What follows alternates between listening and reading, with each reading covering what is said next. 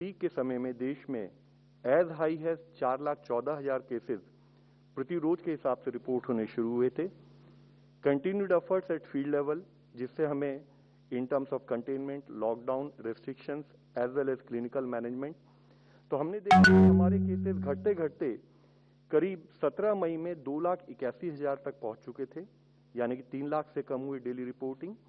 31 मई तक वह घटते घटते 1.5 लाख के करीब पहुंची और 7 जून तक हमने देखा कि करीब 1 लाख केसेस प्रति रोज के हिसाब से देश में रिपोर्ट हो रहे थे। और अब अगर हम पिछले 24 घंटे का डेटा एनालाइज करें तो हम पाते हैं कि करीब 60,471 केसेस पिछले 24 घंटे में देश में रिपोर्ट हुए हैं, यानी कि जो पीक देश ने एक नोट की थी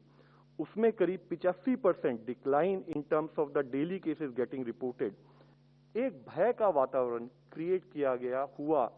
वह यह है कि एक स्थाई पर लगा कि हमारे बच्चे, हमारे युवा, वह बहुत अधिक संख्या में सेकेंड वेव में पॉजिटिव आए हैं और उसी से लिंक एक इशू ये बनाया गया कि हो सकता है अगर कभी थर्ड वेव आती है तो तब हमारे बच्चे उसमें ज्यादा इन्फ्लुएंस हो सकते हैं, उसमें ज्यादा इन्फेक्ट हो सकते हैं। इसी मंच के द्वारा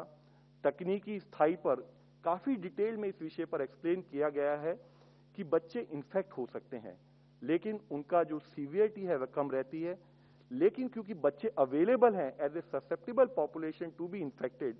तो अगर घर के बड़े भी बाहर जाते हैं और बाहर जाकर वह इन्फेक्ट होकर घर में बच्चों के साथ मिलते हैं, प्रिकॉशंस को फॉलो नहीं कर सकते, तो बच्चे इन्फेक्ट हो सकते हैं। लेकिन उसके लिए भय के वातावरण की जरूरत नहीं है। जरूरत है बच्चों को अवेयर करना, जरूरत है समाज में हर फैमिली को अवेयर होना। इसी विषय में मैं आप लोगों की दृष्टि में लाना चाहूंगा कि अगर आप देखें जो हमारा युवा पॉपुलेशन,